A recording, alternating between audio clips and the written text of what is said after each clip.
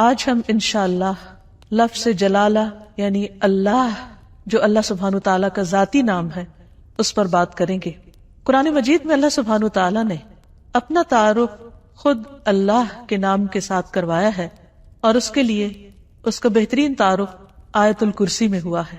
اللہ لا الہ الا ہو الحی القیوم لا تأخذہ سنۃ ولا نوم لہ ما فی السماوات وما فی الارض من ذا الذی یشفع عنده الا بإذنہ یعلم ما بین ایدیہم وما خلفہم ولا یحیطون بشیء من علمہ الا بما شاء وسع کرسیہ السماوات والارض ولا یؤودہ حفظہما وہو العلی العظیم۔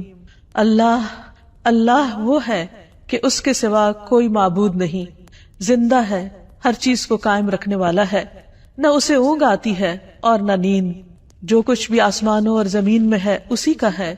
کون ہے جو اس کے پاس اس کی اجازت کے بغیر سفارش کرے؟ وہ جانتا ہے جو کچھ ان کے سامنے ہے اور جو ان کے پیچھے ہے، اور وہ اس کے علم میں سے کسی چیز کا احاطہ نہیں کر سکتے مگر جتنا وہ خود چاہے۔ اس کی کرسی آسمان و زمین پر چھائی ہوئی ہے اور اسے ان دونوں کی حفاظت نہیں تھکاتی۔ وہ سب سے بلند اور سب سے بڑا ہے۔ یہ ہے اللہ رب العالمین۔ لفظ اللہ سبحانہ تعالیٰ کا ذاتی نام صرف اللہ ہی کے لیے مخصوص ہے۔ پوری کائنات میں اللہ کے نام سے سوائے اس کے کوئی بھی نہیں جانا جاتا، کسی اور کا یہ نام ہے ہی نہیں۔ هل تعلم له سمیہ؟ نہیں، یہ نام ایک انتہائی خوبصورت نام ہے۔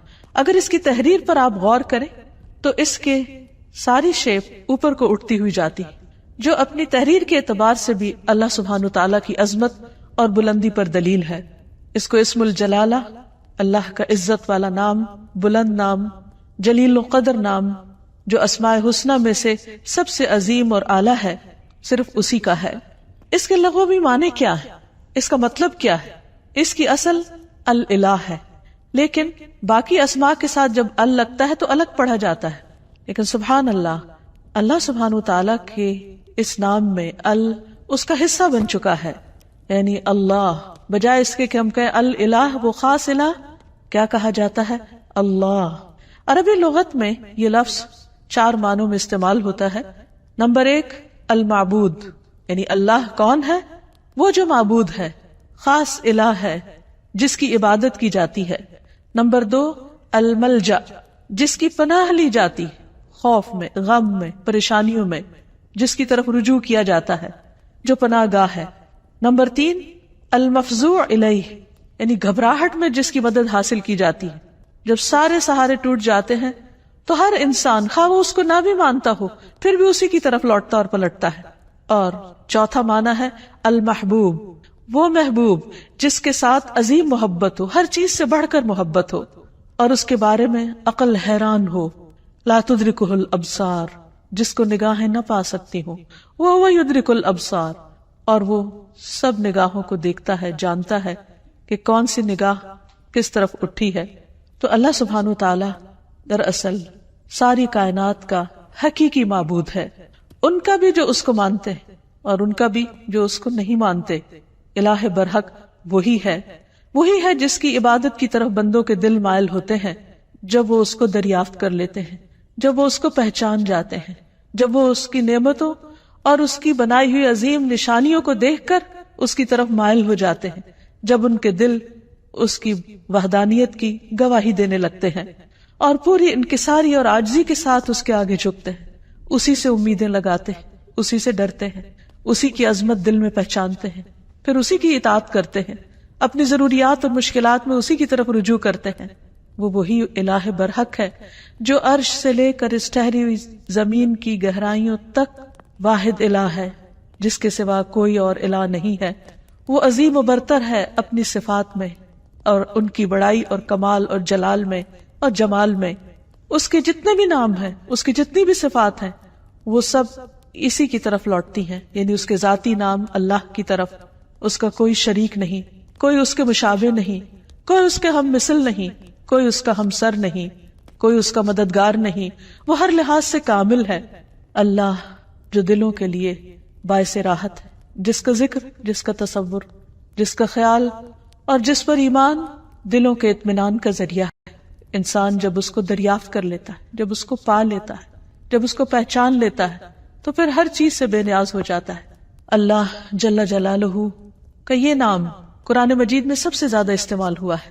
2500 سے زیادہ بار لفظ اللہ قرآن مجید میں مختلف جگہوں پر آیا ہے، مختلف آیات میں، اور جس آیت میں اللہ سبحانہ تعالیٰ کا تعارف کروایا گیا وہ آیت الکرسی قرآن مجید کی سب سے بڑی آیت شمار ہوتی ہے۔ ابی ابن کعب سے مروی ہے کہ نبی صلی اللہ علیہ وسلم نے ایک مرتبہ ان سے پوچھا کہ قرآن کریم میں سب سے عظیم آیت کون سی ہے؟ انہوں نے کہا اللہ اور اس کا رسول جانتے ہیں۔ نبی صلی اللہ علیہ وسلم نے ان سے پھر کئی بار پوچھا تو اس پر انہوں نے عرض کیا آیت الکرسی۔ اس پر آپ بہت خوش ہوئے اور فرمایا کہ ابو المنذر تمہیں علم مبارک ہو، یعنی واقعی تمہارے پاس علم ہے، تم جانتے ہو کہ اللہ کون ہے، اور اس کا تعارف قرآن مجید میں جس آیت میں ہے وہ آیت اسی بنا پر سب سے بڑی آیت شمار ہوتی ہے۔ پھر ہر رسول نے اپنی اپنی امت کو اللہ ہی کی عبادت کی طرف بلایا، اسی الہ کی طرف متوجہ ہونے کے لیے کہا۔ قرآن مجید سے ہمیں پتہ چلتا ہے کہ جس قوم میں بھی کوئی نبی جو آیا اس نے لوگوں کو اللہ کی عبادت ہی کی دعوت دی۔ ارشاد باری تعالیٰ ہے وَلَقَدْ بَعَثْنَا فِي كُلِّ أُمَّةٍ رَسُولًا أَنِ اعْبُدُوا اللَّهَ وَاجْتَنِبُوا الطَّاغُوتَ۔ ہم نے ہر امت میں ایک رسول بھیجا جو انہیں یہی کہتا تھا کہ لوگوں اللہ کی عبادت کرو اور طاغوت سے بچو، یعنی غیر اللہ کی عبادت سے بچو۔ نبی صلی اللہ علیہ وسلم نے بھی لوگوں کو اللہ سبحانہ تعالیٰ ہی کی عبادت کی طرف بلایا۔ ربیہ بن عباد دیلمی سے روایت ہے، یہ وہ صحابی ہیں جنہوں نے جاہلیت کا زمانہ بھی پایا اور پھر مسلمان ہو گئے۔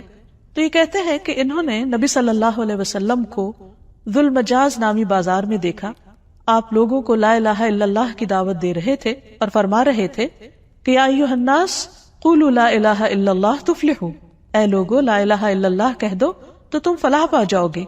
وہ کہتے ہیں کہ آپ صلی اللہ علیہ وسلم گلیوں اور بازاروں میں داخل ہو رہے تھے، لوگ آپ کے پیچھے جاتے، آپ کے ارد گرد جمع ہو جاتے، کوئی ان سے کچھ نہیں کہہ رہا تھا اور آپ خاموش ہوئے بغیر اپنی بات دہرائے چلے جا رہے تھے، اے لوگو لا الہ الا اللہ کہہ دو فلاح پا جاؤ گے، اے لوگو لا الہ الا اللہ کہہ دو فلاح پا جاؤ گے۔ گویا انسان کی کامیابی، اس کی نجات، اس کی فلاح کا انحصار اس بات پر ہے کہ وہ ایک اللہ کو اپنا معبود سمجھے اور اس پر ایمان لے آئے۔ یہی سٹیپنگ سٹون ہے سیدھے راستے کی طرف، کامیابی کی طرف۔ اسی طرح بلحجیم قبیلہ کے ایک آدمی سے روایت ہے، وہ کہتے ہیں کہ میں نے پوچھا اے اللہ کے رسول صلی اللہ علیہ وسلم آپ کن چیزوں کی طرف دعوت دیتے ہیں، یعنی آپ کی دعوت کیا ہے، آپ لوگوں کے لیے کیا میسج لے کر آئے؟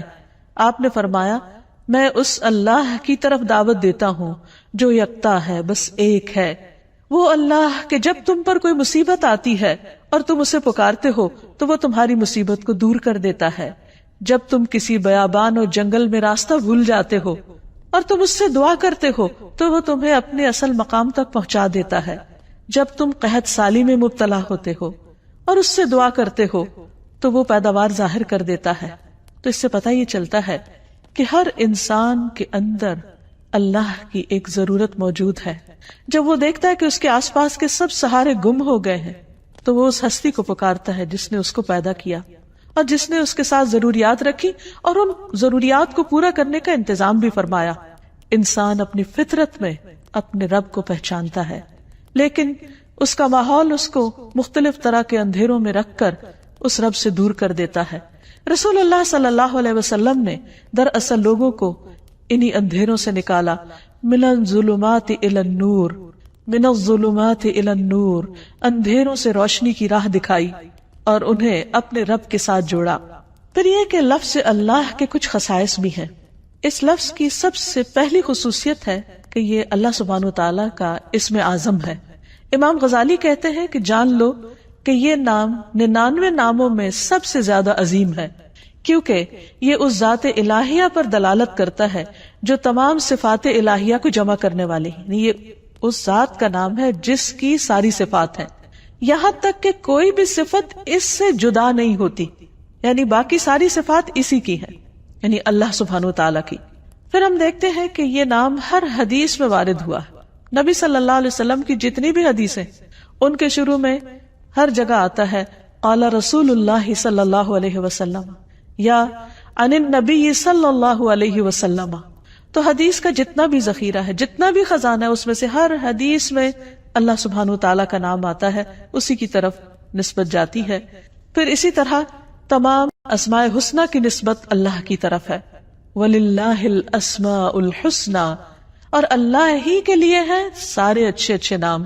فَادْعُوهُ بِهَا، بس تم اس کو ان ناموں کے ساتھ پکارو. یعنی کیسے کہا جاتا ہے؟ اللہ کون ہے؟ وہ جو الرحمن، الرحیم، القدوس، السلام ہے. یعنی یہ سب اللہ کے نام ہیں. یہ نہیں کہا جاتا کہ اللہ الرحمن کا نام ہے یا اللہ العزیز کا نام ہے. نہیں، العزیز اور الرحمن دراصل اللہ سبحانہ وتعالیٰ کے نام ہیں یا اس کی صفات ہیں. پھر یہ ہے کہ یہ نام سب سے زیادہ پکارا جاتا ہے. مثلاً دعاؤں کا اگر ہم دیکھیں، نبی صلی اللہ علیہ وسلم نے اللہ سبحانہ وتعالیٰ کو جن ناموں سے پکارا ان میں سب سے زیادہ یہی نام آتا ہے اللہم کے ساتھ. خود درود شریف کا آغاز بھی اللہم کے ساتھ ہوتا ہے. تو اللہ ہے، اللہ تو میم آخر میں جو مشدد ہے، یہ کیا چیز ہے؟ یہ دراصل عربی کا ایک قاعدہ ہے، شروع میں یا کا لفظ لگانے کی بجائے آخر میں میم کا مطلب ہے یہاں پر یا.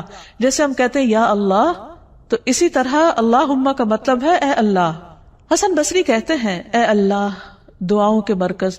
جب مانگنے والا کہتا ہے یا اللہ میں تجھ سے سوال کرتا ہوں، گویا وہ یہ کہتا ہے کہ میں اس اللہ سے دعا کرتا ہوں جس کے سب اچھے اچھے نام ہیں اور جس کے بلند نام اور بلند صفات ہیں. پھر یہ بھی یاد رکھیے کہ مخلوق میں سے کسی کے اندر آج تک جرأت نہیں ہوئی کہ وہ اپنا یا کسی اور کا نام اللہ رکھ دے. اللہ سبحانہ وتعالیٰ نے سب کی زبانیں پکڑ رکھی کہ یہ نام اس کے سوا کوئی اور رکھ ہی نہیں سکتا، یہ صرف اسی کی خصوصیت ہے. اور پھر یہ کہ تمام امتیں اس نام سے متعارف ہیں، کوئی اس نام کا انکار نہیں کرتی. پھر اسی طرح ہم دیکھتے ہیں کہ ہماری نماز کے ہر ایکشن میں یہ نام لیا جاتا ہے. مثلا نماز کا آغاز ہوتا ہے تکبیر تحریمہ سے. آغاز میں پہلا لفظ ہی کیا ہے؟ اللہ اکبر، اللہ سب سے بڑا ہے. پھر دعا استفتاح ہے، اس میں آتا ہے سبحانک اللہم و بحمدک، اللہ کا نام ہے. رکوع میں ہم جو دعائیں مانگتے ہیں ان میں سے دعا ہے سبحانک اللہم ربنا و بحمدک. پھر قوما میں جب کھڑے ہوتے ہیں سمع اللہ لمن حمدہ. پھر سجدے میں جاتے ہیں تو کہتے ہیں اللہم لک سجدت، اے اللہ میں نے تیرے لیے سجدہ کیا. پھر تشہد کی دعاؤں میں سے ہے اللہم اغفر لی ما قدمت وما اخرت وما اسررت وما اعلنت، اے اللہ مجھے بخش دے جو بھی میں نے پہلے گناہ کیے، جو بعد میں کیے، جو چھپ کے کیے اور جو ظاہری طور پر کیے. پھر نماز کے اختتام کس پر ہوتا ہے؟ السلام علیکم ورحمۃ اللہ. اس میں بھی اللہ کا نام لیا جاتا ہے. تو گویا پورا دن ہم اس کی تکرار کرتے رہتے ہیں، نمازوں کے اندر بھی اور نمازوں کے باہر بھی. دن کا آغاز ایک مسلمان کس طرح کرتا ہے؟ سب سے پہلے دعا مانگتا ہے الحمدللہ الذی احیانا بعد ما اماتنا. گویا آنکھ کھلتے ہی پہلا لفظ جو اس کی زبان پر آتا ہے وہ اللہ کے شکر کا ہے، الحمدللہ. پھر اسی طرح مختلف کام کاج کرتے ہوئے اگر چھینک آ جاتی ہے تو الحمدللہ. کسی اچھی چیز کو دیکھتا ہے انسان تو سبحان اللہ، اللہ کی قدرت یاد آتی ہے. پھر کسی چیز پر حیران ہوتا ہے کہتا ہے ماشاء اللہ. پھر اسی طرح کوئی گناہ ہو جاتا ہے تو کہتا ہے استغفر اللہ. بلندی کی طرف چڑھنے لگتا ہے تو کہتا ہے اللہ اکبر. نیچے کو اترنے لگتا ہے تو کہتا ہے سبحان اللہ. پھر اسی طرح دن کے سارے کام کاج کرتے ہوئے جب رات کو سونے لگتا ہے تو دائیں طرف لیٹتے ہوئے اپنا دائیں ہاتھ اپنے دائیں گال کے نیچے رکھ کر اپنے رب کو پکارتا ہے اللہم بسمک اموت و احیا. پھر اسی طرح اس نام کی کچھ اور خصوصیات ہیں، اور وہ یہ کہ عربی میں قسم کے لیے جو تا استعمال ہوتی ہے وہ صرف اسی نام پر وارد ہوتی ہے، تاللہ. پھر اسی طرح اس لفظ کا خاصہ یہ ہے کہ الحمد کا استعمال صرف اللہ کے ساتھ ہوتا ہے. یہ نہیں ہوتا الحمد الرحمن، الحمد للرحمن یا الحمد للرحیم، نہیں، الحمد للہ.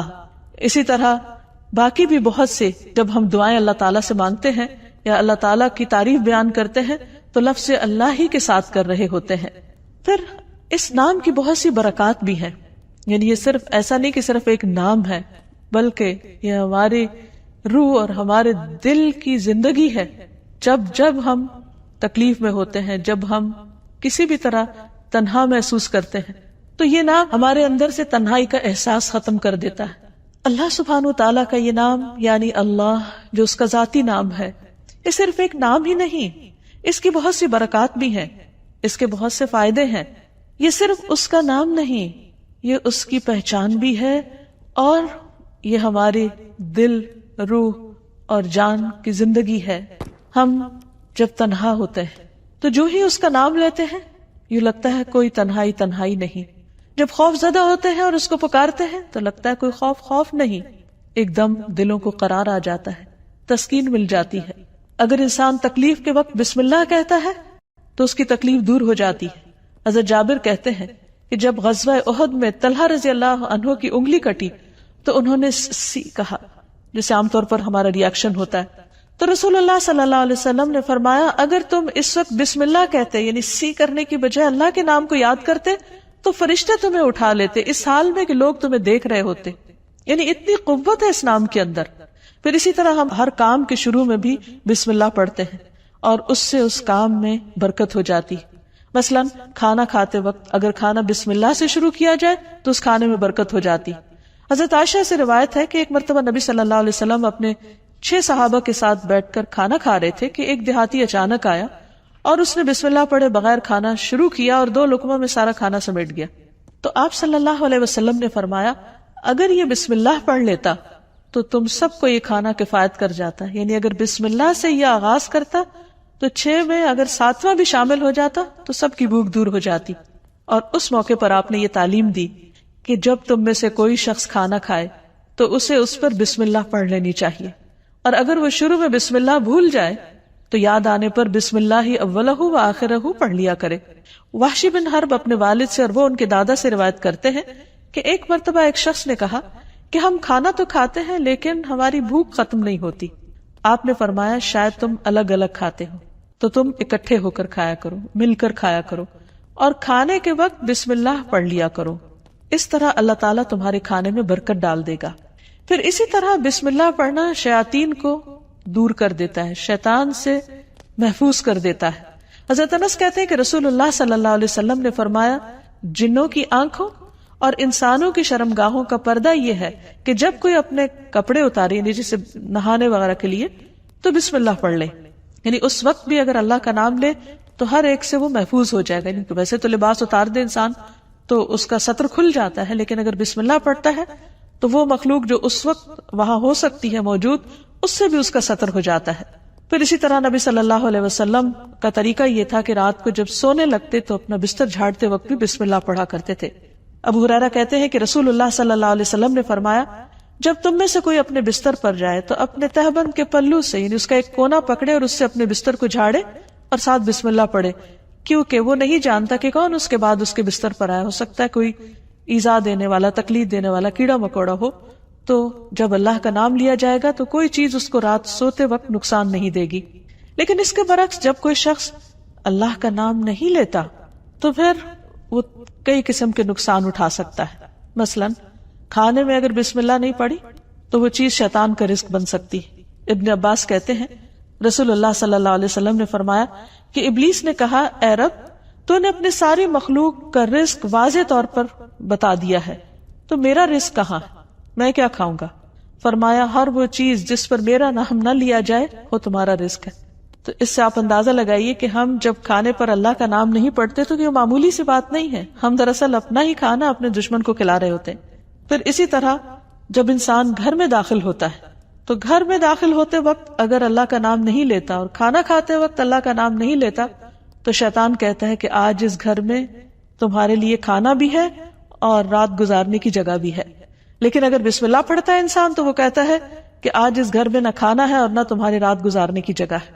پھر اسی طرح جس مجلس میں اللہ کا نام نہ لیا جائے وہ مجلس قیامت کے دن انسان کے لیے حسرت کا باعث بنے گی. رسول اللہ صلی اللہ علیہ وسلم نے فرمایا جو لوگ کسی جگہ پر مجلس کریں لیکن اس میں اللہ کا ذکر نہ کریں وہ ان کے لیے قیامت کے دن حسرت کا باعث ہوگی. اور جو آدمی کسی راستے پر چلتے ہوئے اللہ کا ذکر نہ کرے وہ چلنا بھی قیامت کے دن اس کے لیے حسرت کا باعث ہوگا. جو آدمی اپنے بستر پر آئے لیکن اللہ کا نام نہ لے وہ اس بستر پر آنا بھی اس کے لیے باعث حسرت ہوگا. یعنی زندگی میں کوئی بھی کام کاج کرتے وقت جب اس کام کاج میں اللہ کا ذکر نہیں ہوتا، اللہ کی یاد نہیں ہوتی، اللہ کا نام نہیں ہوتا تو قیامت کے دن ایسے سارے اعمال انسان کے لیے حسرت و یاس کا ذریعہ بن جائیں گے. کیونکہ جس کام کو انسان بسم اللہ پڑھ کر شروع کرتا ہے وہ کام اس کے لیے عبادت ہو جاتا ہے. کھانا کھانا بظاہر صرف دنیا کا ایک کام ہے، یعنی دنیاوی کام ہے، بظاہر دیکھنے میں کوئی عبادت نہیں ہے، لیکن صرف بسم اللہ پڑھ کر جب آغاز کرتا ہے انسان تو وہ سارا کھانے کا عمل اس کے لیے عبادت بن جاتا ہے. اللہ کا نام لے کر انسان اپنے بستر میں جاتا ہے تو وہ سونا عبادت بن جاتا ہے. وہ واک کر رہا ہے، اللہ کا ذکر کر رہا ہے، گھر سے نکلتا ہے بسم اللہ توکلت علی اللہ پڑھتا ہے، وہ گھر سے نکلنا اس کے لیے عبادت بن جاتا ہے اور اس کو شیاطین کے شر اور دیگر شر سے محفوظ رکھنے کا ذریعہ بن جاتا ہے. اللہ سبحانہ وتعالی نے مختلف چیزوں کے ساتھ اپنے اس نام کو رکھ کر انہیں شرف اور عزت بھی بخشا. مثلا بیت اللہ، اللہ کا گھر، یہ نہیں کہ اللہ تعالیٰ وہاں رہتے ہیں، لیکن اس گھر کو عزت اور شرف بخشی اپنے نام کی طرف نسبت دے کر. پھر اسی طرح آپ نے فرمایا نبی صلی اللہ علیہ وسلم نے کہ 3 لوگ اللہ کے وفد ہیں، یعنی اللہ تعالیٰ ان کو اپنا وفد کہتے ہیں، اپنا ڈیلیگیشن. غازی، حج کرنے والا اور عمرہ کرنے والا، ان کو بھی اللہ سبحانہ تعالیٰ نے عزت اور شرف بخشی اپنے نام کے ساتھ. پھر اسی طرح کچھ لوگوں کو اللہ تعالیٰ نے اہل اللہ کہا ہے، یعنی اللہ کے اہل. انس رضی اللہ عنہ سے مروی ہے کہ رسول اللہ صلی اللہ علیہ وسلم نے فرمایا لوگوں میں سے کچھ اہل اللہ ہوتے ہیں. آپ نے پوچھا اہل اللہ کون لوگ ہوتے ہیں؟ فرمایا اہل قرآن. اہل قرآن ہی اہل اللہ اور اس کے خاص لوگ ہیں، یعنی قرآن پڑھنے والوں کو اللہ سبحانہ تعالیٰ نے عزت اور شرف بخشی. پھر اسی طرح مساجد اللہ قرآن مجید میں آتا ہے، اللہ کی مسجدیں. پھر کچھ لوگوں کو اللہ کے پڑوسی کہا گیا. رسول اللہ صلی اللہ علیہ وسلم نے فرمایا اللہ تعالیٰ قیامت کے دن اعلان کریں گے میرے پڑوسی کہاں ہیں، میرے پڑوسی کہاں ہیں. فرشتے پوچھیں گے اے رب کسے زیب دیتا ہے کہ وہ تیرے پڑوس میں آئے، تیرا پڑوسی بنے. اللہ تعالیٰ فرمائے گا مساجد کو آباد کرنے والے کہاں ہیں، یعنی مسجد کو اللہ نے اپنا گھر کہا اور مسجد کی خدمت کرنے والے کو اپنا پڑوسی کہا. پھر اسی طرح جو لوگ اللہ کے دین کی خدمت کریں، اس کی مدد کریں، ان کو اللہ تعالیٰ نے انصار اللہ کہا اور اس کے لیے دعوت عام بھی دی. یا ایھا الذین آمنوا کونوا انصار اللہ، اے لوگو جو ایمان لائے ہو اللہ کے مددگار بن جاؤ. پھر اسی طرح قوم سمود کی اونٹنی کو جو خاص نشانی کے طور پر ظاہر ہوئی اس کو ناقۃ اللہ، اللہ کی اونٹنی کہا. اور حقیقت یہ ہے کہ اللہ کے نزدیک بندوں کے ناموں میں سے بھی جو پسندیدہ نام ہیں ان میں سے ایک عبداللہ اور دوسرے عبد الرحمن ہے، جیسے کہ نبی صلی اللہ علیہ وسلم نے ہمیں تعلیم دی ہے. جب ایک بندہ اس نام کے ساتھ اللہ کو پکارتا ہے تو اس کی دعا سنی جاتی ہے، اس کی دعا قبول ہوتی ہے. اور اس کے بارے میں ہم دیکھتے ہیں کہ رسول اللہ صلی اللہ علیہ وسلم کی اکثر دعائیں اسی نام کے ساتھ شروع ہوتی تھی. آپ صلی اللہ علیہ وسلم ہر نئے مسلمان ہونے والے کو جو دعا سکھایا کرتے تھے اللہم اغفر لی وارحمنی واہدنی وارزقنی، اے اللہ تو مجھے معاف کر دے، اے اللہ تو مجھ پر رحم فرما اور مجھے ہدایت دے اور مجھے رزق عطا فرما. پھر اسی نام کے ذریعے جب آپ صلی اللہ علیہ وسلم اللہ کے راستے میں نکلتے، جہاد پر جاتے، تو آپ اسی نام کے ذریعے اللہ تعالیٰ سے مدد چاہتے. زندگی میں انسان پر بہت سی مشکلات اور بہت سی تکلیفیں آتی رہتی، ایسے میں بعض اوقات انسان ڈپریشن کا شکار ہو جاتا ہے، اسے یہ نہیں پتا چلتا کہ اب وہ کیا کرے. لیکن اس کا حل نبی صلی اللہ علیہ وسلم نے ہمیں بتایا ہے. حضرت اسماء بنت امیس کہتی ہیں کہ مجھ سے رسول اللہ صلی اللہ علیہ وسلم نے فرمایا کیا میں تمہیں ایسے کلمات بتاؤں کہ جن کو پڑھنے سے غم اور پریشانی دور ہو جاتی ہے، اور وہ ہے اللہ اللہ ربی لا اشرک بہ شیئا، اللہ اللہ ہی میرا رب ہے، میں اس کے ساتھ کسی کو شریک نہیں کرتا. جب انسان کثرت سے اس کی تکرار کرتا ہے تو بڑے سے بڑا رنج اور غم دور ہو جاتا ہے، کیونکہ نبی صلی اللہ علیہ وسلم نے جو بھی ہمیں تعلیم دی ہے وہ دراصل اللہ سبحانہ تعالیٰ ہی نے آپ کو دی تھی، اور اسی کی روشنی میں آپ نے وہ تمام چیزیں ہمیں سکھائیں. اسی طرح حضرت یعقوب علیہ السلام پر جب بہت غم آیا بیٹے کی جدائی کا تو انہوں نے بندوں سے شکوہ شکایت نہیں کی، بلکہ کیا کہا انما اشکو بثی وحزنی الی اللہ، انما اشکو بے شک میں شکوہ کرتا ہوں، بثی وحزنی اپنے رنج و غم کا، الی اللہ صرف اللہ کی طرف. اور حقیقت یہ ہے کہ جب انسان ایسی حالت میں اللہ کی طرف رجوع کرتا ہے تو اللہ سبحانہ وتعالیٰ اپنے غیب کے خزانوں سے اس کی مدد کرتا ہے اور اس کو تنہا نہیں چھوڑتا، اس کو تھام لیتا ہے. لفظ اللہ کے ساتھ پکارنا دعاؤں کی قبولیت کا ذریعہ بنتا ہے. ایک اور روایت سے ہمیں پتہ چلتا ہے، عبداللہ بن بریدہ اسلمی اپنے والد سے روایت کرتے ہیں کہ نبی صلی اللہ علیہ وسلم نے ایک شخص کو دعا میں پکارتے ہوئے سنا اللہم انی اسألک بأنی اشہد انک انت اللہ لا الہ الا انت الاحد الصمد الذی لم یلد ولم یولد ولم یکن لہ کفوا احد. تو آپ نے فرمایا قسم ہے اس ذات کی جس کے ہاتھ میں میری جان ہے، اس نے اللہ کے اس نام کے ساتھ دعا کی ہے جس کے ساتھ دعا کی جائے تو قبول کی جاتی ہے، اور اگر سوال کیا جائے تو عطا کر دیا جاتا ہے. یعنی بندہ اپنے رب سے جو کچھ مانگتا ہے رب اسے عطا کرتا ہے. تو جو شخص اپنے الہ حقیقی کو پہچان لیتا ہے پھر وہ اسی سے مانگتا ہے اور اسی کی عبادت کرتا ہے. ایاک نعبد و ایاک نستعین، وہ اسی کی اطاعت اور بندگی کے لیے اسی کو راضی کرنے کی کوشش کرتا ہے، اور اگر اس کو راضی کرنے میں کسی اور کو ناراض بھی کرنا پڑے تو وہ اس سے ڈرتا نہیں، کیونکہ جو اللہ کو راضی کرتا ہے اللہ سبحانہ تعالیٰ اس کی حفاظت کرتے ہیں، اور جو بندوں کو راضی کرنے کے لیے اللہ کو ناراض کر دیتا ہے پھر اللہ تعالیٰ اسے بندوں کے حوالے کر دیتے ہیں. ہمارے لیے یہ بہت اہم ہے کہ ہم اپنی پوری زندگی اللہ رب العالمین کے سپرد کریں، اسی کی اطاعت اور فرما برداری میں گزاریں، جیسا کہ اللہ سبحانہ تعالیٰ نے نبی صلی اللہ علیہ وسلم کو حکم دیا، قل ان صلاتی ونسکی ومحیای ومماتی للہ رب العالمین لا شریک لہ وبذالک امرت وانا اول المسلمین. آپ کہہ دیجئے میری نماز، میری قربانی، میرا جینا اور میرا مرنا سب اللہ رب العالمین کے لیے ہے، اس کا کوئی شریک نہیں، مجھے اسی بات کا حکم دیا گیا ہے اور میں سب سے پہلے فرما بردار ہوں، سب سے پہلے مسلمان ہوں. یعنی کسی بھی قسم کی عبادت خواہ وہ جانی ہو یا مالی ہو، زندگی کا کوئی بھی کام ہو، سب کا سب اللہ کی رضا کے لیے ہونا چاہیے. جیسا کہ ابراہیم علیہ السلام نے اپنے آپ کو اللہ کے سپرد کیا تھا، اللہ کی اطاعت کی تھی. اذ قال له ربه اسلم قال اسلمت لرب العالمین، جب اس کے رب نے کہا کہ تم اپنے رب کے حوالے کر دو اپنے آپ کو تو انہوں نے کیا کہا کہ میں رب العالمین کا فرما بردار ہو گیا. ایسا ہی دین دراصل اللہ کا مطلوب دین ہے کہ بندہ اپنے آپ کو اللہ کے حوالے کرے، اسی کا فرما بردار بن جائے، اسی کا اطاعت گزار بن جائے.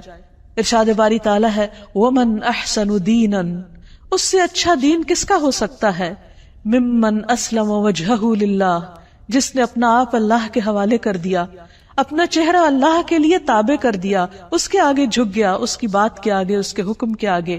وَهُوَ مُحْسِنٌ، اور وہ محسن بھی ہے، ہر کام کو بہت اچھی طرح کرنے والا ہے. وَاتَّبَعَ مِلَّةَ إِبْرَاهِيمَ حَنِيفًا، اور اس نے ملت ابراہیم کی پیروی کی.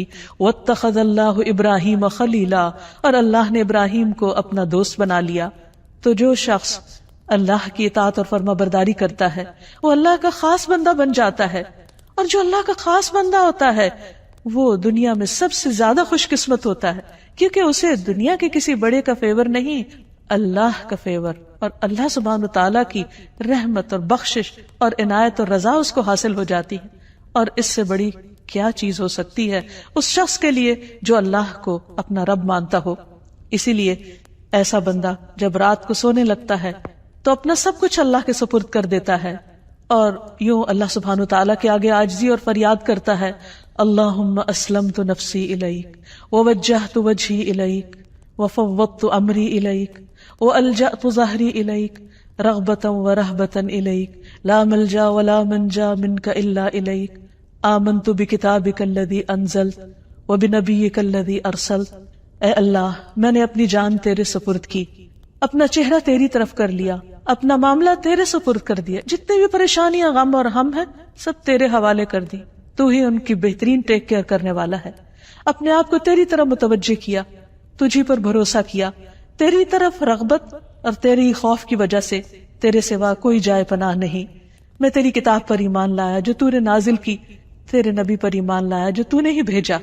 ایسا شخص اگر رات کو فوت ہو جاتا ہے تو وہ فطرت پر ہوتا ہے، اسلام پر ہوتا ہے، وہ دراصل اللہ کے اس فرمان کے تابع ہوتا ہے کہ اس کا سب کچھ اپنے رب کے لیے ہے. اور اگر وہ صبح کرتا ہے تو حدیث میں آتا ہے کہ ایسا شخص خیر پر، بھلائی پر صبح کرتا ہے. حقیقت یہ ہے کہ جو لوگ اللہ کو پہچان لیتے ہیں وہ سب سے بڑھ کر اللہ سے محبت کرنے والے ہوتے ہیں، اور یہی ان کے ایمان کا تقاضا ہوتا ہے. والذین آمنوا اشد حبا للہ، وہ لوگ جو ایمان والے ہیں وہ اللہ کی محبت میں سب سے زیادہ شدید ہوتے ہیں. نبی صلی اللہ علیہ وسلم نے فرمایا، تم میں سے کوئی شخص اس وقت تک مومن نہیں ہو سکتا جب تک اسے اللہ اور اس کے رسول دوسرے سب لوگوں سے زیادہ محبوب نہ ہو جائیں۔